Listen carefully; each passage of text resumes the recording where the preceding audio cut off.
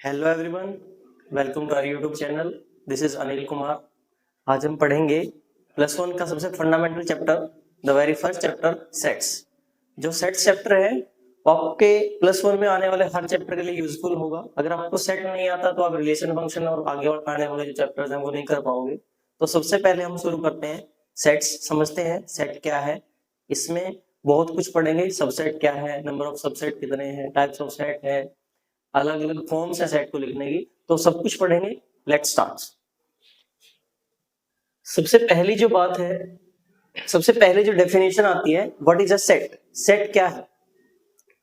A set is a well defined collection of distinct object called elements और members. Sets are denoted by capital letters and enclosed in curly braces.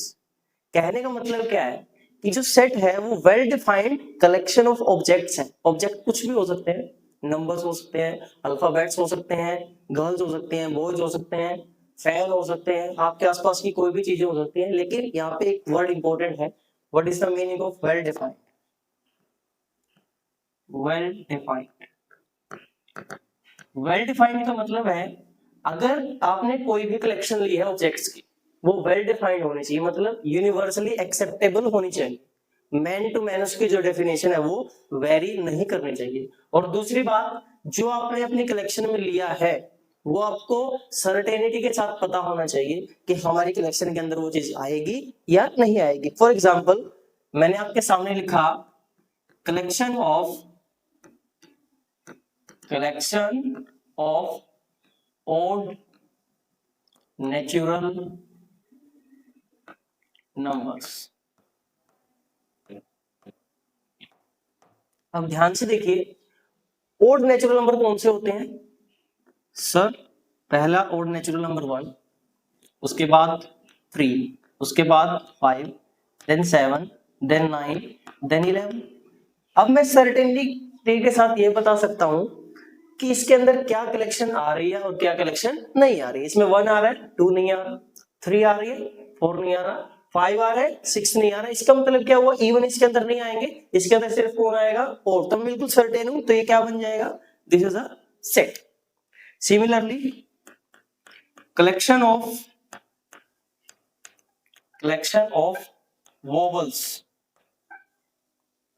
In English,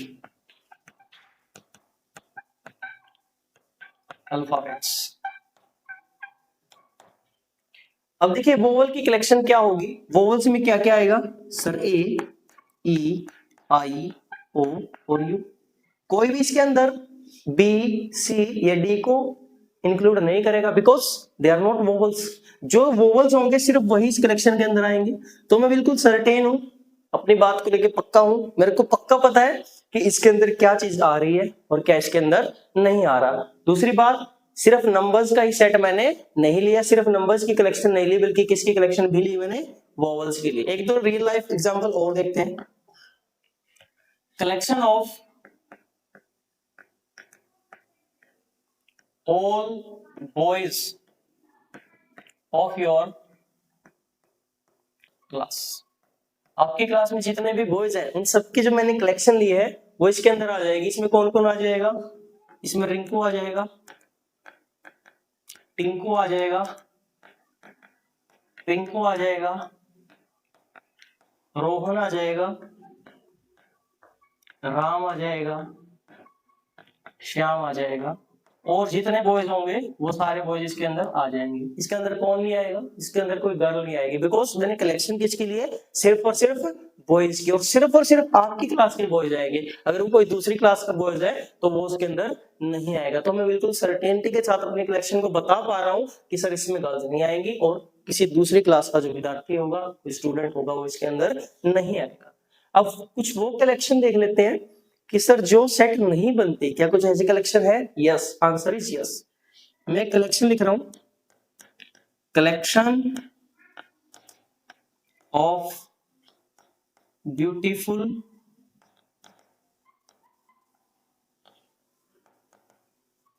girls of your school. मैंने collection लिखी, किसकी collection है? Beautiful girls की। एक बात बताइए कि ब्यूटी की डेफिनेशन है, ब्यूटी आंखों में होती है, चेहरे पे नहीं होती। इसका मतलब क्या हुआ, कोई किसी के लिए ब्यूटीफुल है तो कोई किसी के लिए अगली है। सब एक आदमी के लिए ब्यूटीफुल नहीं हो सकते और एक आदमी सबके लिए ब्यूटीफुल नहीं हो सकता। इसका मतलब क्या हुआ, ब्यूटीफुल की कोई पर्टिकुलर डेफिनेशन नहीं। सिमिलरली मैंने बोला collection of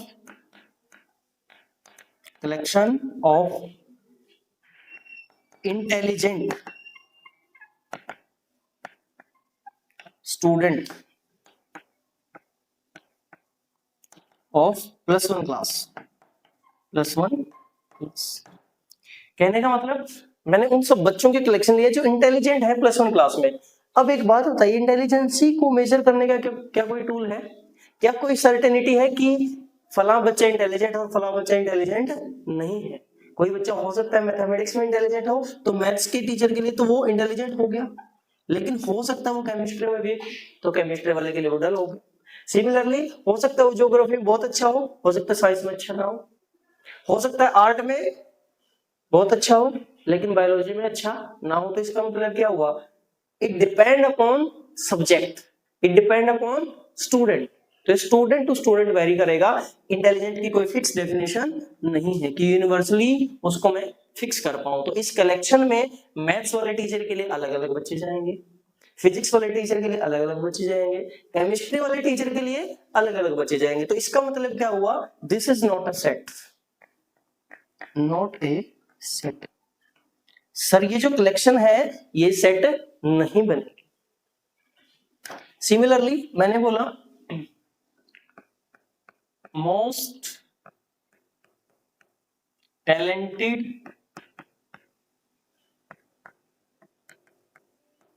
cricketer of Indian cricket team.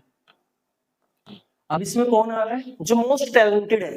अब किसी के लिए जो टैलेंटेड है वो विराट कोहली है, किसी के लिए टैलेंटेड सुरेश अय्यर है, किसी के लिए कोई और दूसरा खिलाड़ी है। तो इसका मतलब क्या हुआ, हम सर्टेनिटी के साथ ये नहीं बोल सकते कि ये खिलाड़ी इस कलेक्शन में आएगा और ये खिलाड़ी इस कलेक्शन में नहीं आएगा। तो इसका मतलब क्या हुआ, this is also not a set, not a set. एक बहुत अच्छा एग्जांपल आपको बताता हूं, collection of rich people in India, rich people in India. India के जो अमीर लोग हैं उनके कलेक्शन मैंने लिए हैं। अब दिमाग में आता है कि अमीर तो पैसे से ही होते हैं, नहीं, सिर्फ पैसे से अमीर नहीं होते। अमीरी बहुत तरीके की होती है। अमीरी लॉयल्टी की हो सकती है, लव की हो सकती है, केयर की हो सकती है, रिस्पेक्ट की हो सकती है। हर आदमी अलग तरीके से रिच हो सकता है। किसी के पास पैसा हो लेकिन लॉयल्टी ना हो, तो जिस बंदे को कोई लॉयल बनना चाहिए उसके लिए वो क्या हो गया, रिच नहीं है, वो पुअर है, डल है। हो सकता है किसी को केयर चाहिए, पैसा बहुत है लेकिन वो केयर से रिच ना हो सकता है कोई रिस्पॉन्सिबिलिटी से रिच हो कि टाइम से आना, टाइम से काम करना, अपना जो काम लिया है वो करना, तो वो अपने प्रोमिस से रिच है। इसका मतलब क्या हुआ, रिच की कोई भी डेफिनेशन नहीं है। लेकिन अगर मैं यहाँ पे बदल दूं इसको थोड़ा सा, मैं कलेक्शन ले लूं, collection of people having annual income more than 2 lakhs। कहने का मतलब अभी मैंने इसी कलेक्शन को थोड़ा सा मॉडिफाई कर दिया। मैंने अपनी तरफ से रिच की एक डेफिनेशन बना के आपको दे दी। क्या डेफिनेशन बना के दी कि जिसकी एनुअल इनकम 2 लाख से ज्यादा होगी वो वाले लोग इस कलेक्शन में आ जाएंगे। तो अब आपको सर्टेनिटी के साथ पता चल गया, आप उनका इनकम सर्टिफिकेट चेक करेंगे और बता देंगे कि जिसकी 2 लाख इनकम है या 2 लाख से ऊपर है वो हमारे कलेक्शन में आ जाएंगे, और जिसकी इनकम 2 लाख से कम है तो वो इसके अंदर नहीं आएंगे। तो आप सर्टेनिटी के साथ बता पा रहे हो कि अब इस कलेक्शन में कौन जा रहा है, इस कलेक्शन में कौन नहीं जा रहा। ये यूनिवर्सली एक्सेप्टेबल है क्योंकि सबको इनकम सर्टिफिकेट देखना आता है। तो ये हमारा सेट बन जाएगा। लेकिन सिर्फ रिच वर्ड वाला जो था वो हमारी कलेक्शन सेट नहीं बनी थी। मैं आपको कुछ वर्ड्स बता दे रहा हूं जो क्वालिटेटिव नाउन होते हैं, जो क्वालिटी बताते हैं, क्वांटिटी नहीं, क्वालिटी। जो सिर्फ क्वालिटी बताते हैं वो वाले नाउन, जैसे रिच हो गया, पुअर हो गया, इंटेलिजेंट हो गया, ब्यूटीफुल, हैंडसम, नाइस, टैलेंटेड, ये सारे वर्ड जहां पे आपको दिखेंगे वो वाले कलेक्शन कभी भी सेट नहीं बन सकते। एक एग्जांपल और देख लीजिए, मैंने बोला कलेक्शन ऑफ इंटरेस्टिंग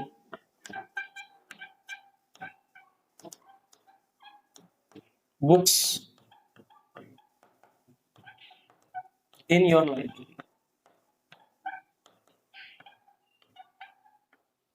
क्या हुआ, आपने इंटरेस्टिंग बुक्स की जो है वो कलेक्शन ली, अब इस कलेक्शन में कौन आएगा? वही बात जो है दोबारा से आ गई कि अगर कोई मैथ्स का स्टूडेंट है उसके लिए इंटरेस्टिंग बुक किसकी होगी? मैथमेटिक्स की, तो वो इस कलेक्शन में किसको लेगा? मैथ्स की बुक उठाएगा। कोई अगर फिजिक्स में इंटरेस्टेड है तो वो कौन सी बुक उठाएगा? इसमें फिजिक्स की बुक उठाएगा। अगर कोई केमिस्ट्री में इंटरेस्टेड है तो वो कौन सी बुक उठाएगा? इसमें केमिस्ट्री की बुक उठाएगा। तो इसका मतलब इसकी कोई यूनिवर्सल डेफिनेशन नहीं है, बल्कि ये क्या कर रहे हैं? इंटरेस्ट से वेरी कर रहा है। अलग इंटरेस्ट, कलेक्शन में अलग मेंबर। तो इसका मतलब ये कलेक्शन भी सेट नहीं बनेगी। तो मैं इस कलेक्शन में अपना जो वर्ड इंटरेस्ट है वो भी जोड़ सकता हूं, बैड भी जोड़ सकता हूं, बेटर भी जोड़ सकता हूं। तो ये सारे वर्ड्स जहां पे आपको दिख जाएंगे वो कलेक्शन कभी भी सेट नहीं बनेगी। आई होप आपको ये बात समझ में आ गई होगी कि कौन सी कलेक्शन सेट बनती है और कौन सी कलेक्शन सेट नहीं बनती। अब बात आती है कि इनको लिखते कैसे। जब भी सेट्स की नोटेशन की बात आएगी कि कैसे पहचानेंगे ये सेट की बात चल रही है या ये किसी और चीज की बात चल रही है, sets are always denoted by capital letters. Sets को हमेशा हम कैसे लिखते हैं? Sets by capital letters, capital letters. Sets को हमेशा A to Z जो आपको अच्छा लगे उस आप अल्फाबेट से, कैपिटल अल्फाबेट से जो है आप इसको लिख सकते हो। कैपिटल लेटर से आप इसको लिख सकते हो। A नाम दे सकते हो, B नाम दे सकते हो, X दे सकते हो, Y दे सकते हो, Z दे सकते हो, C दे सकते हो, E दे सकते हो, जो मर्जी आपका मन करे वो आप इसको नाम दे सकते हो। अब जो कलेक्शन के अंदर आपने लिया, आपने उसमें नंबर्स लिए, आपने उसमें अल्फाबेट्स लिए, आपने उसमें गर्ल्स को लिया, आपने उसमें बॉयज को लिया, आपने उसमें मेल फीमेल को लिया, आपने इसमें किसी भी चीज को लिया जो वेल डिफाइंड थी, वो जो चीज आप ले रहे हो वो क्या कहलाएगी? Member of the set. वो चीज क्या कहलाएगी? Member of the set. For example मैंने वोवल्स का सेट उठाया, अब मैं वी से इस सेट को डिनोट कर देता हूं। वी से मैंने ये सेट डिनोट कर दिया। इसके मेंबर कौन कौन है सर? ए है, ई है, आई है, ओ है, ओ। अब क्या हुआ, मैंने इसके अंदर जो भी लिखा वो स्मॉल लेटर से लिखा। इसके अंदर मैंने जो भी लिखा वो किससे लिखा? स्मॉल लेटर से लिखा। तो हमेशा जो भी हमारा सेट होगा वो कैपिटल लेटर से लिखा जाएगा, कैपिटल लेटर से लिखा जाएगा। और जो भी मेंबर होगा, member of set by small letters, small letters. इसका एक एक्सेप्शन आपको बताता हूं। आपने ई सेट बनाया, सेट्स का एक सेट बना दिया।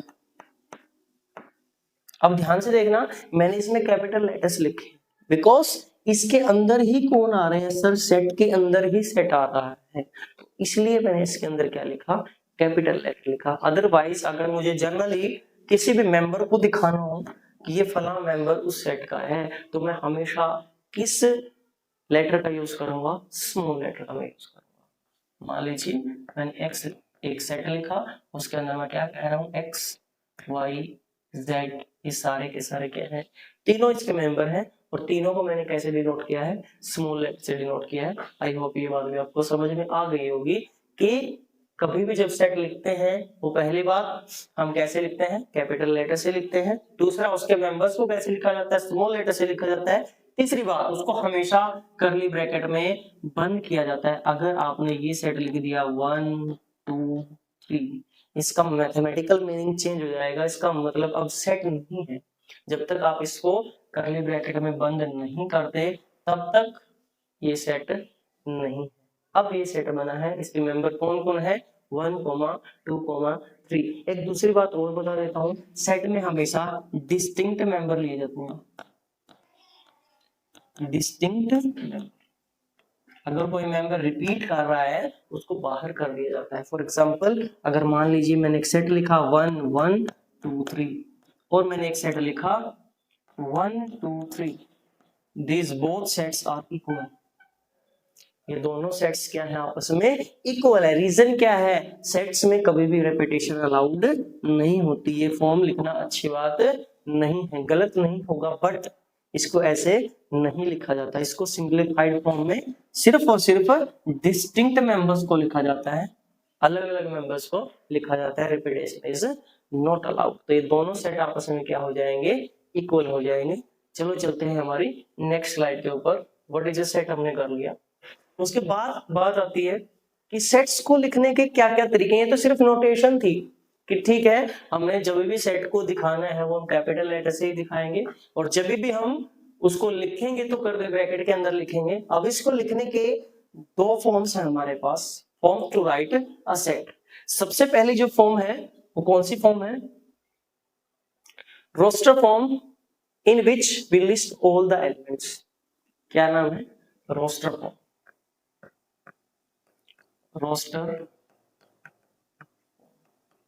रोस्टर फॉर्म, और इसका दूसरा नाम है लिस्टिंग मेथड। लिस्टिंग मेथड, इसमें हम क्या करते हैं, मान लो मैंने एक सेट लिखा, ई सेट लिखा, ई 0 2 4 6। अब मैंने जो है 4 होल नंबर उठाए जो कि इवन थे। इनको मैंने कैसे लिखा, अलग अलग करके लिखा। इस फॉर्म में हम क्या करते हैं, सारे एलिमेंट्स को अलग अलग करके लिखते हैं। अलग कैसे करते हैं, कोमा से सेपरेट करते हैं। एक्स मैंने एक सेट या बी सेट लिखा, वोवल्स वाला ही सेट लिखते हैं दोबारा से, ए ई आई ओ यू। अब ये जो दोनों सेट लिखे मैंने वो कैसे लिखे, इनका मैंने हर एक मेंबर लिखा और कैसे सेपरेट किया, कोमा से सेपरेट करके लिखा। मान लीजिए आपको पहले 10 नेचुरल नंबर लिखने हैं, टी सेट लिख लेता हूँ, टी 10 है natural number, 1 then 2 then 4 then 5 6 7 8 9 and 10। ये 10 जो है मैंने फर्स्ट नेचुरल नंबर लिख दिए। कैसे डिनोट किया, टी, सबको मैंने लिखा और वहां पे मैंने क्या किया, कोमा से उनको सेपरेट किया। लेकिन ये इतनी अच्छी फॉर्म लिखने की नहीं है, बिकॉज मान लो यहाँ तो मुझे सिर्फ 10 नेचुरल नंबर लिखने थे तो मैंने लिख दिए, अलग अलग करके लिख दिए, एक एक मेंबर लिख दिए, बहुत अच्छी बात है। अगर यहाँ पे 1000 मेंबर्स हो, अगर यहाँ पे 1 लाख हो या इन्फिनिटी मेंबर्स हो तो कैसे लिखोगे। तो इसका मतलब ये उतना अच्छा मेथड लिखने का नहीं है। बच्चे को समझ में आ रहा है उसके लिए बहुत अच्छा है कि मेंबर्स में दिख जाते हैं कि क्या इसमें आ रहा है क्या इसके अंदर नहीं आ रहा। तो बहुत सारे मेंबर्स जो इनफाइनाइट मेंबर्स हो या गिनती में ना आए, बहुत ज्यादा हो, उनको लिखने के लिए हमने जो दूसरी फॉर्म है वो डेवलप की। उस फॉर्म का नाम क्या है, उस फॉर्म का नाम है सेट बिल्डर फॉर्म। दूसरी फॉर्म कौन सी होगी, सेट बिल्डर फॉर्म। ये कौन सी होगी, सेट बिल्डर। इसका ही दूसरा नाम है रूल मेथड। इसका दूसरा नाम क्या है, रूल मेथड। अब रूल मेथड में हम क्या करते हैं, रूल मेथड में सिर्फ एक एलिमेंट लिखते हैं और उसकी प्रॉपर्टी बता दी जाती है कि वो नेचुरल नंबर है, वो लेस देन 1 है, वो ग्रेटर देन 2 है, वो होल नंबर है, वो ओड है, वो इवन है, वो प्राइम है, वो डिविजिबल है किसी से, वो किसी का मल्टीप्लाई हो रहा है, कैसे भी हो रहा है उसकी हम प्रॉपर्टी बता देते हैं। फॉर एग्जाम्पल, मान लीजिए मैंने एक सवाल लिखा, एक्स सच दैट, इसको क्या पढ़ा जाता है, x इसके अंदर मेंबर आ रहा है, such that x is a natural number between 1 and 5। मैंने क्या कहा? मैंने बोला x सेट में वो वाले स्मॉल x आ रहे हैं जो कि पहली बात क्या हो, नेचुरल नंबर्स हो, किस किस के बीच में हो, 1 और 5 के बीच में। तो मैं अगर इस सेट को सिंप्लीफाई करके लिखूंगा तो आप सिर्फ वो वाले नेचुरल नंबर उठा लीजिए जो 1 और 5 के बीच में आ रहे हो। 2 is the natural number between 1 and 5, 3 is also here, 4 is also here। Between में सिर्फ बीच वाले कैलकुलेट किए जाते हैं, पहला और लास्ट एलिमेंट कैलकुलेट नहीं किया जाता। तो ये इसकी कौन सी फॉर्म हो गई? ये इसकी रोस्टर फॉर्म होगी, और ये इसकी क्या होगी? सेट बिल्डर फॉर्म होगी। ये कौन सी फॉर्म होगी? Set builder form. यहाँ पे दोनों पे सवाल आते हैं कि सेट बिल्डर से रोस्टर फॉर्म में कन्वर्ट कीजिए, रोस्टर फॉर्म से सेट बिल्डर में कन्वर्ट कीजिए। सेट बिल्डर फॉर्म बहुत इंपॉर्टेंट है क्योंकि जब भी हम फंक्शंस की बात करेंगे आगे जो भी आप हायर मैथमेटिक्स पढ़ोगे वहां पे सेट बिल्डर फॉर्म बहुत ज्यादा काम आएगी, रोस्टर फॉर्म उतनी काम नहीं आएगी। मैं आपको एक एग्जांपल दे देता हूं कन्वर्ट करने वाला। Write down roster form of एक ए मैंने सेट बना दिया, x such that x is a natural number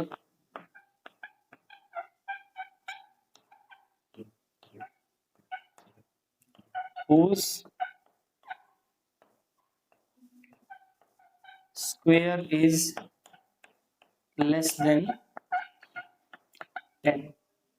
क्या कहा मैंने ए सेट लिया जिसमें x एक नेचुरल नंबर होगा लेकिन जिसका स्क्वायर क्या होना चाहिए? 10 से कम होना चाहिए। उसकी कौन सी फॉर्म हमें लिखनी है? रोस्टर फॉर्म लिखनी है। सर मैं जो a है इसमें क्या क्या इंक्लूड करूंगा? ऐसे नेचुरल नंबर देखिए जिनका स्क्वायर आप करो और 10 से कम आ जाए। 1 का स्क्वायर कितना होता है? 1 का स्क्वायर 1 होता है। सर 1 का स्क्वायर 1 होता है तो 1 इसके अंदर आ सकता है। सर 2 का स्क्वायर जो होता है वो 4 होता है, वो इसके अंदर आ सकता है। सर 3 का जो स्क्वायर होता है वो 9 होता है, 10 से छोटा आ गया तो वो इसके अंदर आ सकता है। क्या इसमें 4 का स्क्वायर आएगा? आंसर इज नो, क्योंकि 4 का स्क्वायर जो होगा वो 16 होता है और 16 कभी भी लेस देन 10 नहीं होता। तो ये ऐसे सवाल आते हैं जब हम एनसीईआरटी के एक्सरसाइज को सॉल्व करेंगे तो बहुत सारे सम इस पे करेंगे। अभी सिर्फ बेसिक करवा रहा हूँ। इसमें हमारे पास 2 वर्ड बहुत इंपॉर्टेंट है, इसको हम थोड़ा सा और छोटा कर सकते हैं इस फॉर्म को भी लिखने के लिए। इसमें हमारे पास 2 सिंबल आते हैं, एक ये सिंबल है, इस सिंबल को बोला जाता है बिलोंग्स टू, और इसी सिंबल को अगर मैं काट दूं इसको बोला जाता है डज नॉट बिलोंग्स टू।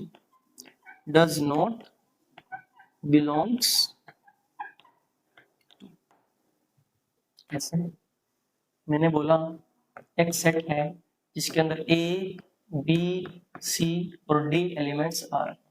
पहले 4 लेटर्स मैंने इंग्लिश अल्फाबेट से उठाए हैं। अब मैं ये कह रहा हूँ B is a member of X, हर बार ये बात लिखूंगा B is a member of X, B is a member of X, ऐसे नहीं लिखेंगे बल्कि क्या बोल देंगे? B belongs to X। जैसे आप अपने इंट्रोडक्शन में बोलते हो I belong to that village, तो वैसे ही मैंने किया कि B जो है वो किससे बिलोंग कर रहा है, कहाँ का मेंबर है, कहाँ का रहने वाला है? सर वो X का रहने वाला है। अब यहाँ पे आपको E दिख रहा है, X लेटर X में E नहीं है तो इसका मतलब E does not belongs to X। यहाँ पे मैंने क्या लिखा? E is not a member of X set। तो आई होप ये दोनों बातें क्लियर होंगी, बिलोंग्स टू और डज नॉट बिलोंग्स टू। इस पे भी सवाल बनते हैं। मान लो मैंने V सेट लिखा 1 5 6 7 9, मैंने आपको बोल दिया -1 डैश V। अब आपको यहाँ पे सिंबल लगाना है, बिलोंग्स टू का सिंबल आएगा कि डज नॉट बिलोंग्स टू का सिंबल आएगा। तो इसमें क्या सिंबल आना चाहिए? क्या -1 इसका मेंबर है? आंसर इज नो, -1 इसका मेंबर नहीं है। तो इसमें कौन सा सिंबल आएगा? Does not belongs to. तो ये जो है हम इसके अंदर यूज करते हैं। अभी मैं एक एग्जांपल और दे देता हूँ आपको, थोड़ा सा उसको और अच्छे से लिखने की कोशिश करेंगे। X belongs to N, N for natural set of natural number को हम कैसे डिनोट कर रहे हैं, n से डिनोट कर रहे हैं। और मैंने बोला कि x square is greater than 5। मैंने बोला b आपने ऐसा सेट बना दिया जिसमें क्या होगा, वो वाले नेचुरल नंबर्स आएंगे जिनका स्क्वायर 5 से बड़ा होगा। इसमें क्या कैलकुलेट करेंगे, 1 का स्क्वायर तो 5 से बड़ा नहीं होता, 2 का स्क्वायर 5 से बड़ा नहीं होता। इसमें कौन कौन आ जाएगा सर, इसमें ना 3 से शुरू हो जाएंगे, बिकॉज 3 का स्क्वायर कितना होता है, 9 होता है। 9 क्या होगा, 5 से बड़ा होगा। तो 3, 4, 5, 6, 7, 8, 9 and up to so on, ये इंफिनिटी तक चला जाएगा। ये जो सेट होगा वो इंफिनिटी तक चला जाएगा, बिकॉज इसमें कितने एलिमेंट्स आ रहे हैं, इनफाइनाइट में एलिमेंट्स आ रहे हैं। क्योंकि आप 3 के बाद जो भी आप नेचुरल नंबर लोगे उसका स्क्वायर करोगे तो 5 से बड़ा ही होगा। तो ये इसकी कौन सी फॉर्म हो गई सर, ये इसकी रोस्टर फॉर्म होगी। ये इसकी कौन सी फॉर्म होगी, रोस्टर फॉर्म होगी। ये कौन सी फॉर्म होगी सर, सेट बिल्डर फॉर्म। कौन सी फॉर्म होगी, सेट बिल्डर फॉर्म। हमने क्या किया, सेट बिल्डर से रोस्टर फॉर्म में ही कन्वर्ट किया है। अब एक सवाल ये भी देख लेते हैं कि सर हम क्या करते हैं, इसको पहले रोस्टर फॉर्म में लिखते हैं और उसके बाद हम लिखते हैं कि इसको जो है सेट बिल्डर फॉर्म में कैसे लिखेंगे। ये 16 थोड़ा सा अच्छे से नहीं दिख रहा, इसको अच्छे से दिखाता हूँ। दिस इज, इसमें एक एलिमेंट रह गया है, सॉरी टू से, 1 and then I should write 4, then 9, then 16 and then 25। हाँ जी, इस सेट को देखो, इस सेट को हमें ऐसे कुछ लिखना है कि एक एलिमेंट लिखिए और उसके बाद उसकी प्रॉपर्टी को डिफाइन कर लीजिए। ये आपको क्या दिख रहा है, इसमें आपकी थोड़ी सी रीजनिंग भी लगेगी। सर ये 1 का स्क्वायर दिख रहा है, ये क्या दिख रहा है सर, ये 2 का स्क्वायर दिख रहा है। इसके बाद ये क्या है सर, ये 3 का स्क्वायर है। ये क्या है सर, ये 4 का स्क्वायर है। और ये क्या है सर, ये 5 का स्क्वायर है। इसका मतलब है नेचुरल नंबर्स के स्क्वायर हो रहे, बट कंडीशन ये है 5 के बाद नहीं आ रहा, 5 के बाद किसी का भी स्क्वायर इंक्लूड नहीं हो रहा। तो इसका मतलब क्या हुआ, इसको मैं ऐसे लिख दूंगा सर, ये n का स्क्वायर ही हो रहा है। क्या हो रहा है, n का स्क्वायर ही हो रहा है। यहाँ पे n क्या होगा भाई सर, n जो होगा वो नेचुरल नंबर से बिलोंग करेगा, पहली बात। दूसरी बात, n कहां से कहां हो सकता है, क्या सारे नेचुरल नंबर लिए हैं, आंसर इज नो। 1 से शुरू करके और हमने कहां तक लिया सर, या तो 5 लिया या 5 से छोटे।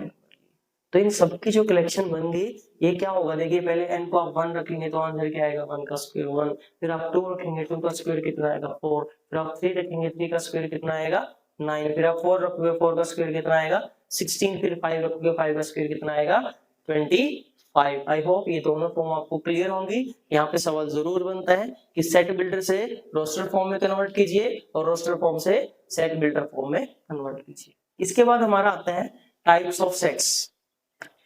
टाइप्स ऑफ सेट्स में सबसे पहले जो सेट आता है वो आता है एम्प्टी सेट। कौन सा सेट आता है, एम्प्टी सेट। एम्प्टी सेट कौन सा होता है, containing a set containing no element. No means no,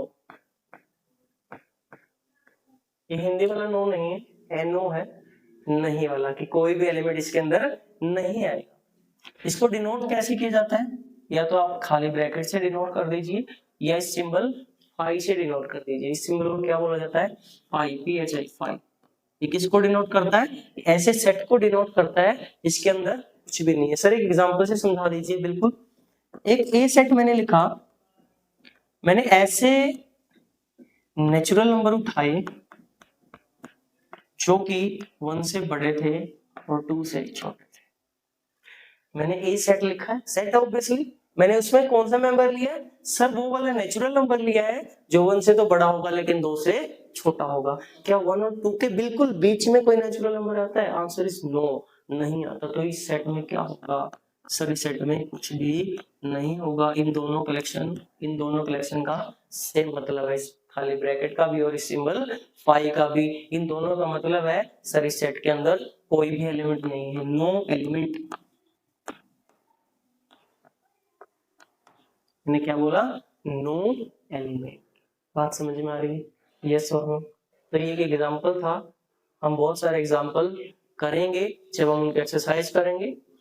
दूसरी बात, फाइनाइट सेट क्या होता है? Finite set, finite set sir finite set का मतलब है जिसका हमें लास्ट मेंबर पता हो इस सेट का, या फिर जिसको हम अभी तक ये समझ सकते हो कि गिनती कर सके, जिस सेट के एलिमेंट्स की मैं गिनती कर पाऊं। फॉर एग्जाम्पल सर मैंने वोवल का ही सेट लिया था, वही सेट हम दोबारा रिपीट कर रहे हैं ताकि आपको माइंड में एक मेमोरी बन जाए कि सर ये सेट हमने ले लिया, तो आपको माइंड में क्लिक हो जाए कि हाँ वोवल्स का तो एक सेट बनता है। हाँ जी, कितने वोवल्स हैं सर? 1 2 3 4 5 वोवल्स ही है, तो 5 वोवल्स क्या बन गए? काउंटिंग में है 5 है, हमें लास्ट मेंबर भी पता है, हमें ये पता है कितने नंबर्स ऑफ एलिमेंट इसमें है, तो ये कौन सा सेट बन गया सर? फाइनाइट सेट बन गया। आपको एक इंटरेस्टिंग सेट करवाता हूँ, थोड़ा सुन के अजीब लगेगा। मैंने बोला set of all living creation on earth। मैं सिर्फ इतनी बात कर रहा हूं कि धरती पे जो भी जीवित प्राणी हैं, जो भी लिविंग क्रिएशन है, मैंने उन सबकी कलेक्शन ले ली। उन सबकी जो कलेक्शन होगी क्या वो सेट होगी? पहले बात, हाँ जी सर, जो जीवित है सिर्फ उसको लेंगे, जो मरा हुआ है हमारी कलेक्शन में नहीं आएगा। तो सीधी सी बात है, सारे जो जीवित प्राणी है हमारी कलेक्शन में आ रहे हैं, तो हम बिल्कुल सर्टेनिटी के साथ बोल पा रहे हैं कि क्या हमारी कलेक्शन में है क्या नहीं, तो सेट तो ये है। अब सवाल उठता है कि फाइनाइट है कि इनफाइनाइट? इट इज फाइनाइट और इनफाइनाइट, सोच के देखिए एक बार, फाइनाइट सेट और इनफाइनाइट सेट। अच्छा, इनफाइनाइट सेट वो होगा जिसमें गिनती नहीं कर सकते, जिसका लास्ट मेंबर हमें नहीं पता कि फाइनाइटली कितने नंबर्स इसके अंदर आएंगे, कि इतनी गिनती हो जाएगी। This is finite set. इसका आंसर क्या होगा? ये एक फाइनाइट सेट है। फाइनाइट कैसे है सर? ये तो बहुत ज्यादा बड़ा नंबर आएगा। आंसर इज यस, बहुत बड़ा नंबर आएगा। अब इसको ऐसा समझिए, हम हर बार पॉपुलेशन की जो कैलकुलेशन करते हैं, अब इंडिया मान लो 135 करोड़ के आसपास जो है पॉपुलेशन है आदमियों की, तो जैसे हम आदमियों की कैलकुलेशन करते हैं वैसे हम बाकी चीजों को कर सकते हैं। इसमें पहले गधे ले लो, फिर घोड़े ले लो, खच्चर ले लो, भैंस ले लो, बकरी ले लो, भेड़ ले लो, सारी जितने भी जीव जंतु है सबकी क्या करो? कैलकुलेशन कर लो, उनकी काउंटिंग कर लो और सबको जोड़ दो, बहुत बड़ा नंबर आएगा, नो डाउट। बैक्टीरिया जिसमें काउंट होंगे because they are living creation, but अगर हम उनको काउंट कर दें तो हमारे पास क्या होगा? आएगा तो एक फाइनाइट नंबर, बहुत बड़ा नंबर आएगा, लार्ज नंबर आएगा बहुत, लेकिन आएगा क्या? फाइनाइट आएगा। ये नहीं है कि हम ये नहीं बोल पाएंगे कितना बड़ा नंबर है, तो इसका मतलब ये सेट कौन सा होगा? Finite set. तो सर इनफाइनाइट सेट का आपने एग्जांपल दिया, नहीं इनफाइनाइट सेट भी बता दीजिए। इनफाइनाइट सेट वो होता है जिसकी गिनती न कर पाए। For example set of natural numbers, set of natural numbers. इसकी एक स्पेसिफिक नोटेशन है, n से दिखाया जाता है और इसको थोड़ा सा बोल्ड कर दिया जाता है ऐसे, n फॉर नेचुरल नंबर्स। इसमें कौन आएगा? 1 2 3 4 5 6 7। देखिए क्या हम सारे नेचुरल नंबर्स को गिन सकते हैं? आपने मेरे को 1000 दिए, मैंने बोला 1001, इससे नेक्स्ट एलिमेंट है। आपने मेरे को 1000 दिए, मैंने बोला 1001। आपने मेरे को 1 करोड़ दिए, मैंने बोला 1 करोड़ 1। तो इसमें क्या हो रहा है? आप मेरे को एक एलिमेंट देते जा रहे हो, मुझसे नेक्स्ट एलिमेंट आपको बताता जा, तो इसको मतलब हमें इसका ना तो लास्ट का एलिमेंट पता और ना हमें इसका ये पता कि गिनती में कितने होल नंबर्स का सेट ले लीजिए। W4 होल नंबर्स 0 1 2 3 4 5 6, ये भी क्या बनेगी? कलेक्शन, इनफाइनाइट सेट बनेगी। सर क्यू से क्या दिखाया जाता है? सेट ऑफ रैशनल नंबर्स को दिखाया जाता है। इसमें कौन आएगा? पी बाय क्यू के फॉर्म वाले नंबर आएंगे। पी और क्यू क्या होगा? इंटीजर से होगा। इंटीजर मतलब set of integer, Z for set of integers, और जहां पे क्यू क्या होगा? Non zero. कहने का मतलब क्या है? इसे प्लस माइनस जीरो डिवाइड वाले सारे नंबर्स आ जाएंगे, सिर्फ इरेशनल नंबर को छोड़ करके। टी से इरेशनल नंबर डिनोट करता है एनसीईआरटी, वैसे इसको क्यूब की पावर सी क्यूब कॉम्प्लीमेंट से डिनोट कर देते हैं, आर माइनस सी से आर माइनस क्यू से भी इसको डिनोट कर देते हैं। इसका मतलब इसमें कौन आ रहा है, सारे इरेशनल नंबर आ रहे हैं सर। √2 आ गया इसके अंदर, √3 आ गया, √5 आ गया सर, 1.71 711 711 ऐसे कलेक्शन चलती जा रही है।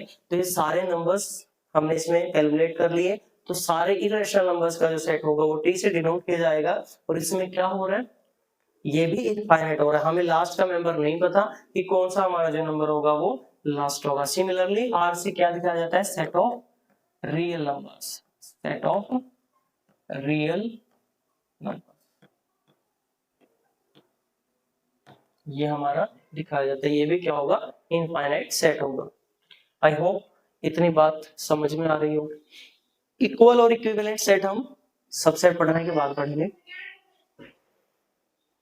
हाँ जी, उसके बाद क्या डेफिनेशन आती है हमारी, सबसेट की डेफिनेशन आती है। उसके बाद क्या डेफिनेशन आती है, सबसेट की डेफिनेशन आती है। किसकी बात आती है हमारे पास, सबसेट की डेफिनेशन आती है, सबसेट। अब सबसेट का मतलब क्या होता है, पहली बात सबसेट के लिए हमें दो सेट चाहिए। मान लीजिए हमारे पास ए और बी दो सेट्स हैं, टू सेट्स। अब इन दोनों सेट में क्या होगा, हम सबसेट का रिलेशन डिफाइन करेंगे। मैं बोलूंगा A is a subset, A is a subset of B if, यहां से इसकी डेफिनेशन शुरू हो जाती है, every element of A is an element of B also। जब A का हर एक मेंबर B का भी मेंबर होगा उसको हम क्या बोलेंगे कि A जो है सर सबसेट है B का। ऐसे भी इसको डिनोट कर दिया जाता है और ऐसे भी इसको डिनोट कर दिया जाता है। एनसीईआरटी इसको ऐसे डिनोट करता है, A is a subset of B। I hope ये बात क्लियर होगी। इसको एक एग्जांपल से थोड़ा सा और अच्छे से समझ लेते हैं। सर आपने बोला कि A जो सेट है वो ले लीजिए 0 1 2, सर बी सेट ले लीजिए -1 0 1 2 3 एंड 4। हमने क्या किया, दो सेट्स हमने ले लिए ए और बी। अब ध्यान से देखिए, ए का जो 0 है वो बी में भी पड़ा है, ए का जो 1 है वो बी में भी पड़ा है, ए का जो 2 है वो बी में भी पड़ा है। बी के पास कुछ ज्यादा ही एलिमेंट्स हैं ए के, तो इसका मतलब हमें सिर्फ इतना ही चाहिए था कि ए का जो भी मेंबर हो वो बी में पक्का हो, उसके अलावा बी में कुछ हो भी सकता है और नहीं भी। तो हमारी बात क्लियर होगी। तो मैं यहाँ से ये बोल पाऊंगा A is a subset of B. But क्या मैं इसको उल्टा बोल सकता हूँ, is B subset of A? क्या जो बी होगा वो भी ए का सबसेट है? Answer is no. रीजन क्या है, क्योंकि सर बी में -1 पड़ा है। इसका मतलब समझ गए ना आप कि -1 बिलोंग्स टू बी। इसका मतलब क्या है, बी का मेंबर तो है, but -1 does not belongs to A. ये माइनस जो 1 है वो बी में तो पड़ा है लेकिन ए में नहीं पड़ा। तो मैं बोलूंगा B is not a subset of A. जो सबसेट बनाया था सबसेट के लिए उसको हमने काट दिया। तो ये क्या हो गया, नॉट ए सबसेट को डिफाइन करने के लिए ये सिंबल यूज किया जाता है। आई होप ये बात क्लियर होगी। एक एग्जांपल थोड़ा सा और समझ लेते हैं। एक्स मैंने लिखा सेट ऑफ ऑल स्टूडेंट्स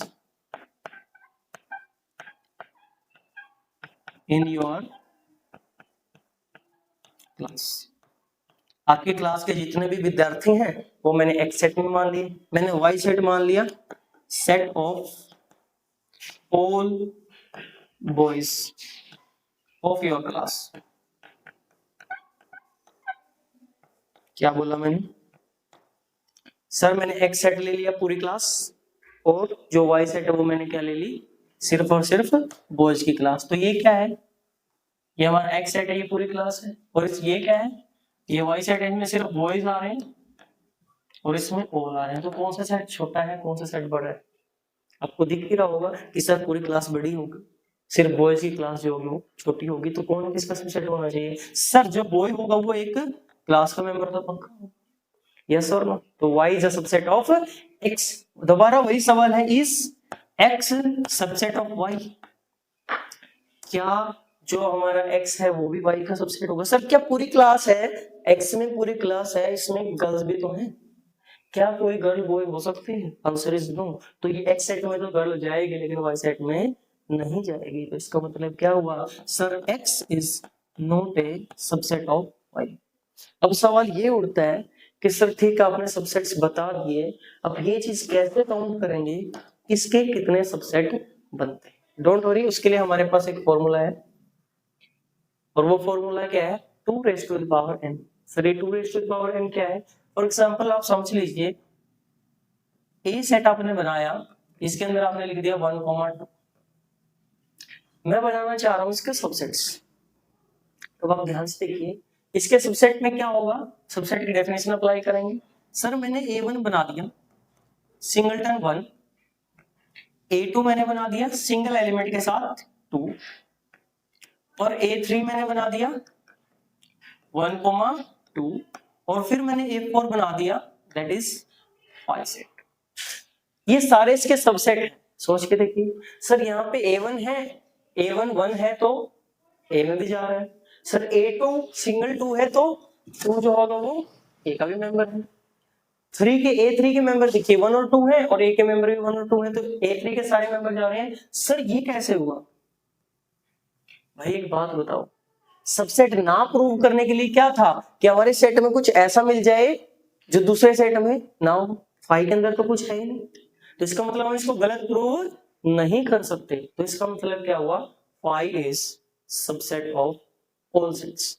ये बात नोट कर लीजिए, फाइव इज ऑलवेज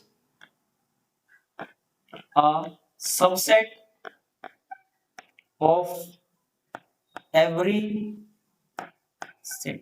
क्योंकि इसको काउंटर करने के लिए हमारे पास एग्जांपल नहीं है, हमारे पास कुछ ऐसा नहीं है जो 5 में तो पढ़ा हो लेकिन किसी दूसरे सेट में नहीं पढ़ा हो। खैर हम काउंटिंग की बात करते हैं, इनको गिनिए 1 2 3 और 4, 4 है। इसको कैसे बनाया होगा सर, 2 की पावर 2 कर दीजिए, सर कितना आ गया 4 आ गया। तो फॉर्मूला क्या कहता है, if A have n elements, अगर ए के पास कितने एलिमेंट्स हैं, n एलिमेंट्स हैं, then number of subsets of A is 2 raise to the power n। क्या कर दीजिए आप, जितने भी टोटल नंबर ऑफ एलिमेंट आपको ए में दिख रहे हैं तो उसको क्या कर दीजिए, ये सिर्फ फाइनाइट सेट के लिए होगा, इनफाइनाइट के जो होंगे इनफाइनाइट सबसेट ही बनेंगे। तो फाइनाइट अगर वो नंबर है तो 2 raise to the power n कर दीजिए, वो नंबर आपका क्या आ जाएगा, टोटल नंबर ऑफ सबसेट आ जाएगा। मैंने एक सेट बोला, सर मैंने एक ए सेट ले लिया 1 2 3, इसके कितने नंबर ऑफ सबसेट होंगे sir, 2 raise to the power 3। Answer कितना आ गया सर 8। आंसर कितना आ गया 8 आ गया। अब ये काम जो है मैं होमवर्क के लिए दे रहा हूँ, वी मैंने एक सेट लिखा ए ई आई ओ यू, आपको कमेंट करके बताना है इसके टोटल नंबर ऑफ सबसेट कितने होंगे। आई होप आपको ये सेशन समझ आया होगा, आपने एंजॉय किया होगा और आपको जो +1 क्लास है उसको आगे बढ़ाने में कुछ न कुछ हेल्प करेगा। Thanks for watching my video. Thank you very much.